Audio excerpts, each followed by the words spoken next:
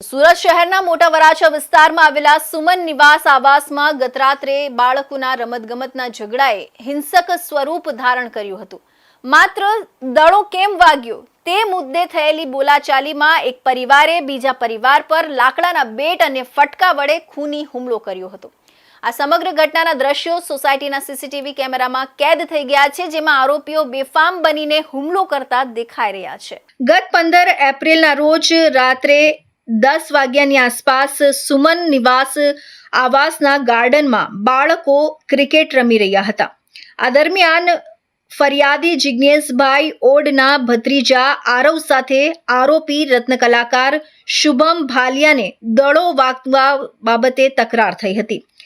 બાળકો વચ્ચેની વાત જ્યારે વડીલો સુધી પહોંચી ત્યારે મામલો થાળે પાડવાને બદલે હિંસામાં પરિણમ્યો હતો। ફરિયાદી જિગ્નેશભાઈ જ્યારે આરોપીને સમજાવવા ગયા ત્યારે આરોપી રત્ન કલાકાર અનિલ ભાલિયા, તેનો પુત્ર શુભમ અને પત્ની લાકડાનું બેટ લઈને નીચે ધસી આવ્યા હતા।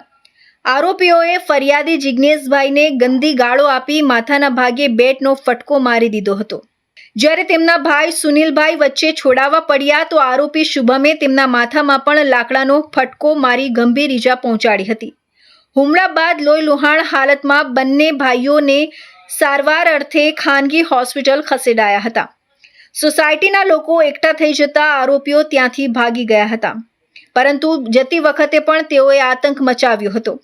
આરોપી અનિલ ભાલિયાએ જાહેરમાં ધમકી આપી હતી કે આજે તો બચી ગયા છો, ફરી હાથમાં આવશો તો જીવતા નહીં મૂકીએ। આ ધમકીના કારણે સોસાયટીના અન્ય રહીશોમાં પણ ફફડાટ વ્યાપી ગયો હતો। ઘટનાની ગંભીરતા જોઈને ઉત્તરાણ પોલીસનો કાફલો હરકતમાં આવ્યો હતો। પોલીસે મુખ્ય આરોપી અનિલ ભાલિયા, શુભમ ભાલિયા અને એક મહિલાની ધરપકડ કરી છે। આરોપીઓનો ડર દૂર કરવા માટે પોલીસે તેઓને ઘટના સ્થળે લઈ જઈ સીન રિકન્સ્ટ્રક્શન કરાવ્યું હતું। પોલીસે આરોપીઓ વિરુદ્ધ BNSSની કલમ 118(1), 118(2) ગંભીર ઈજા પહોંચાડવી, 296B, 251(3) જાનથી મારી નાખવાની ધમકી અને GP એક્ટ 135 મુજબ ગુનો નોંધી જેલ ભેગા કર્યા છે।